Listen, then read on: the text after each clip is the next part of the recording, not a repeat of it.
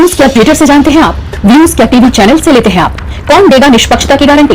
भारत भाग्य विधाता पर होती है निष्पक्ष और बेबाक बहस। सबको सुने, न्यूज को समझें और फिर अपना व्यूज बनाएं। बीबीवी टीवी, जानिए भारत के भविष्य की दिशा और दशा हमारे साथ।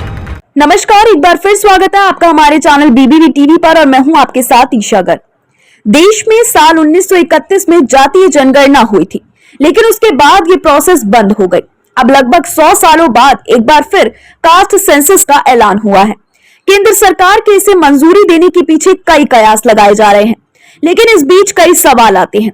मसलन कास्ट सेंसस में वैसे लोगों का क्या होगा जो खुद को किसी जाति में नहीं रखते, या फिर ऐसे लोगों की मौजूदगी से जनगणना पर क्या असर हो सकता है। साल 1931 का सेंसस ब्रिटिश राज में हुआ था। तब जनगणना आयुक्त जनरल जोन हेनरी हटन ने माना था कि देश को समझने के लिए जातियों की गिनती बहुत ही जरूरी है। वो इसे ब्रिटिश राज को और मजबूत बनाने के लिए समझना चाहते थे और कमजोर तबके को फायदा मिले, ऐसा कोई इरादा नहीं था। इस सेंसस से अनुसूचित जाति, जनजाति, पिछड़ी अगड़ी जातियों और उनके पेशों की भी डिटेलिंग हुई। इसके 10 सालों बाद जब अगले सेंसस का वक्त आया, तब दूसरा वर्ल्ड वॉर चल रहा था।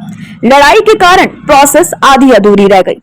आजाद भारत में जब पहली बार ये प्रोसेस होनी थी, तब सवाल आया कि क्या कास्ट सेंसस कराया जाए। तत्कालीन सरकार ने इसके खिलाफ फैसला लिया। इसके कई कारण थे, लेकिन असल वजह ये थी कि सामाजिक और राजनीतिक टकराव ना हो। सरकार चाहती थी कि लोग खुद को भारतीय नागरिक की तरह देखें, ना कि किसी कास्ट को ऊपर रखें। लेकिन ओबीसी की बात चलने पर साल 1931 का सेंसस ही आखिरी आधिकारिक डेटा देता था, जिसका आज तक इस्तेमाल होता रहा।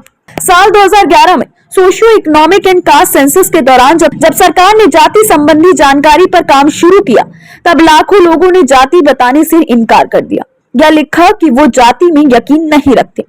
माना जा रहा था कि अब की बार इसके लिए भी कोई अलग कॉलम आ सकता है, ताकि उन लोगों को भी काउंट किया जा सके जो खुद को जातियों से अलग रखते हैं। दरअसल पिछली जनगणना में जब 46 लाख परिवारों ने अपनी जाति नहीं बताई, तो उसे डेटा अनयूजेबल में डाल दिया गया, क्योंकि तब ऐसा कोई कॉलम नहीं था। बाद में सरकार ने माना कि इतनी बड़ी आबादी के लिए इस तरह की टर्म का इस्तेमाल सही नहीं। इसके बाद ही जाति को ना मानने वालों को भी मान्यता देने की बात उठने लगी। हो सकता है कि आने वाले सेंसस में नो कास्ट एफिलिएशन का विकल्प भी मिले। फिलहाल ये ऑप्शन औपचारिक तौर पर आया नहीं है। फिलहाल ये साफ नहीं है कि खुद को जाति से बाहर रखने वाला तबका कौन सा है या मिला जुला है, लेकिन देश में धर्म न मानने वाले भी बढ़ रहे हैं। पिछले सेंसस में धर्म के लिए पूछे कॉलम में अदर्स का ऑप्शन था, जिसमें नो रिलीजन भी शामिल था। उस समय लगभग 29 लाख लोगों ने कहा कि उनका कोई धर्म नहीं है। हालांकि इसमें से महज कुछ हजार ने खुद को साफ तौर पर नास्तिक कहा। गैल्प ने भी साल 2012 में एक सर्वे किया था, जिसके अनुसार देश में 81% लोग खुद को धार्मिक, 13% गैर धार्मिक और 3% अपने को नास्तिक मानते हैं। जब लाखों लोग खुद को नो कास्ट कहते थे या जाति कॉलम को खाली छोड़ते हैं, तो सरकारी डेटा अधूरा रह जाता है। ये तय करना मुश्किल होगा कि कौन किस रिजर्वेशन कैटेगरी में आएगा। साल 2021 की SECC में यही हुआ था, जब स्पष्टता न होने की वजह से सरकार को डेटा अनयूजेबल कहना पड़ गया। वैसे अगर यह आबादी बढ़े तो इसका असर आरक्षण नीति पर काफी अलग तरह से हो सकता है। आपको बता दें कि बहुत से देशों में ये कैटेगरी होती है, जिसमें से ज्यादातर विकसित देश है।